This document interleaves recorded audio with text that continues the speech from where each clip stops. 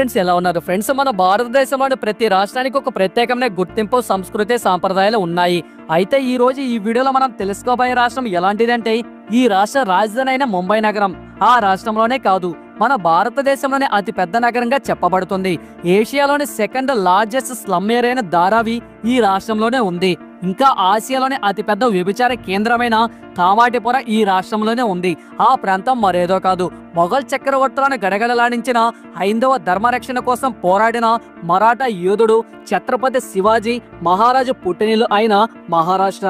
అవును ఫ్రెండ్స్, ఈ రోజు ఈ వీడియోలో మహారాష్ట్ర గురించిన కొన్ని అమేజింగ్ అండ్ ఇంట్రెస్టింగ్ విషయాల గురించి తెలుసుకోబోతున్నాం.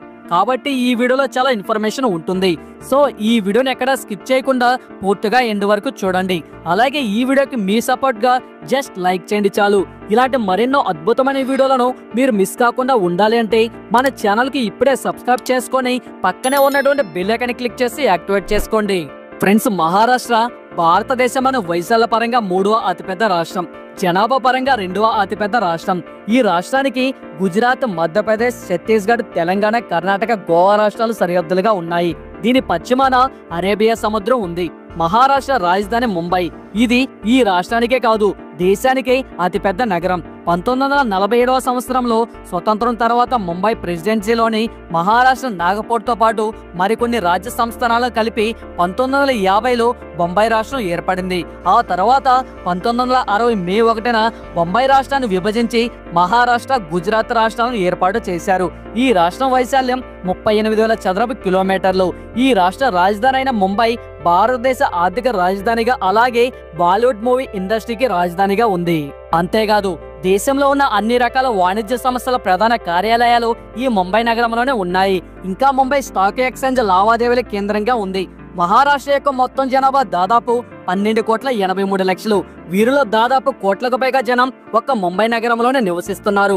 ఈ రాష్ట్ర జనాభాలో 80% ప్రజలు హిందూ మతాన్ని ఆచరిస్తుండగా 11% ముస్లిం మతస్థులు, మిగతా 9% ఇతర మతాల వారు ఉన్నారు. ఈ రాష్ట్ర రాజధాని అయిన ముంబై నగరానికి ప్రతిరోజు ఏదో ఒక పని చేసుకుని జీవితంలో పైకి రావాలి అనే తపనతో అనునిత్యం వేలాది మంది యువకులు ఈ నగరానికి వలస వస్తూ ఉంటారు. శని సింగనాపూర్. ఇది మహారాష్ట్రలోని ఒక గ్రామం. ఇక్కడ శని దేవాలయం చాలా ప్రసిద్ధి చెందింది. ఇక్కడ మరో ఇంట్రెస్టింగ్ విషయం ఏంటి అంటే ఈ గ్రామంలోని ఏ ఇంటికి కూడా తలుపులు అనేవి ఉండవు. అంతేకాదు తలుపులు లేకపోయినా కూడా ఇప్పటి వరకు ఇక్కడ ఎటువంటి దొంగతనాలు అనేవి జరగలేదు. నాసిక్ పురాణాల ప్రకారం లక్ష్మణుడు శూర్పణఖ ముక్కు కోసింది ఇక్కడే. అందువల్లే ఈ ప్రాంతానికి నాసిక్ అని పేరు వచ్చింది. నాసిక్ అంటే సంస్కృతంలో ముక్కు అని అర్థం. Dharavi second largest slum in the Asia. Dharavi ఆసియాలోనే 2వ అతిపెద్ద మురికివాడ. అంతేకాదు భూమిపైనే అత్యధిక జనసాంద్రత కలిగిన ప్రదేశంగా చెప్పబడుతుంది. ఈ రాష్ట్రం యొక్క అధికారిక భాష మరాఠీ. అయినా కూడా ఇక్కడ మరాఠీతో పాటు హిందీ, గుజరాతీ, ఇంగ్లీష్ చాలా ఎక్కువగా మాట్లాడతారు. ఇక మహారాష్ట్రలోని ముఖ్యమైన పండుగల గురించి మాట్లాడుకుంటే ఇక్కడ గుడి పడవ, దీపావళి, వినాయక చవితి పండుగలను చాలా బాగా జరుపుకుంటారు. గణేష్ ఉత్సవాలకైతే ఇక్కడ పెద్ద ఎత్తున చాలా ఘనంగా జరుపుతారు. ఇక మహారాష్ట్రలోని ప్రముఖ పుణ్యక్షేత్రాలుగా షిరిడి సాయిబాబా ఆలయం, సిద్ధి వినాయక దేవాలయం, శని సింగనాపూర్, అజ్హలి దర్గా, త్రియం విశ్వేశ్వర ఆలయాలు ఉన్నాయి. Global onion city Nashik. ప్రపంచంలోనే ఈ సిటీ అతిపెద్ద ఉల్లి మార్కెట్ ని కలిగి ఉంది. ఈ ప్రపంచంలోని దాదాపు సగం ఉల్లిపాయలు ఇక్కడ నుండే వస్తాయి. దీన్ని బట్టి మీరే అర్థం చేసుకోండి ఈ మార్కెట్ ఎంత పెద్దదని. మహారాష్ట్రలోని ప్రధాన ఆహారాలుగా పురాన్ పోలి, వడాపావ్, బర్లీ వంగి లాంటివి చాలా ముఖ్యమైనవిగా ఉన్నాయి. అలాగే మహారాష్ట్ర స్ట్రీట్ ఫుడ్ కి చాలా ఫేమస్. ఇక్కడ దొరకని ఐటమ్ అంటూ ఏది ఉండదు. ఉల్క సరస్సు. దాదాపు 50,000 సంవత్సరాల క్రితం 10 లక్షల టన్నుల బరువుతో ఉన్న ఒక ఉల్క భూమిని బలంగా ఢీకొట్టడం వల్ల ఈ సరస్సు ఏర్పడింది. ఈ సరస్సు బుల్దానా జిల్లాలో ఉంది. శాతవాహనులు దాదాపు 4 శతాబ్దాల పాటు ఈ మహారాష్ట్రాన్ని పరిపాలించారు. అంతేకాదు ఇతర పాలకులైన రాష్ట్రకూటులు, చాణక్యులు, మొఘల్ చక్రవర్తులు కూడా ఈ రాజ్యాన్ని పరిపాలించారు. ఇక తన పాలనలో విశాలమైన మరాఠా సామ్రాజ్యాన్ని స్థాపించిన మొఘల్ చక్రవర్తుల పునాదులు కదిపిన ఛత్రపతి శివాజీ మహారాజు 1627వ సంవత్సరంలో ఇదే ప్రాంతానికి చెందిన షాహాజీ జిజియాబాయి దంపతులకు జన్మించాడు. ఛత్రపతి శివాజీ మహారాజు. ఇతని ప్రస్తావన లేకుండా మహారాష్ట్ర గురించి వర్ణించలేం. భారతదేశాన్ని మొఘల్స్ నుండి కాపాడిన గొప్ప యోధుడు ఛత్రపతి శివాజీ మహారాజు. భారతదేశ చరిత్రలో సువర్ణ అక్షరాలతో లిఖించబడిన పేరు ఇది. ఈ పేరు వింటే భారతీయుల రక్తం పులికించబోతుంది. మొఘలుల నుంచి హైందవ మతాన్ని రక్షించిన ఘనత మన మరాఠా యోధునికే దక్కుతుంది.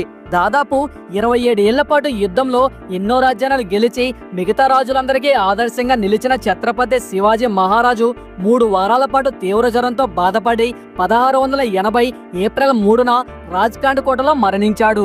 ఇక 2 రాష్ట్రాల మధ్య ఉన్న రైల్వే స్టేషన్ మనం ఇక్కడ చూడవచ్చు. Navapur railway station. ఇది సగం మహారాష్ట్ర, మిగతా సగం గుజరాత్ లో ఉంటుంది. ఈ రైల్వే స్టేషన్ 2 రాష్ట్రాలను విడదీస్తుంది. ఇక పాములను చూస్తేనే భయంతో పారిపోయే మనం ఇక్కడ కొన్ని గ్రామాలలో జరిగేది చూస్తే ఖచ్చితంగా ఆశ్చర్యపోతాం. అదేంటంటే ఈ గ్రామంలోనే అందరూ వారి ఇంట్లో పాములను పెంచుకుంటారు. సోలాపూర్ జిల్లాలోని షేత్పల్ గ్రామం పాముల ఆరాధనకు చాలా ప్రసిద్ధి. ఈ గ్రామంలోని ప్రతి ఇంట్లో పామును పెంచుతూ దానిని పూజిస్తారు. అంతేకాదు వారి ఇంటి పైకప్పులో పాములు సేరదీరుతూ ఉంటాయి.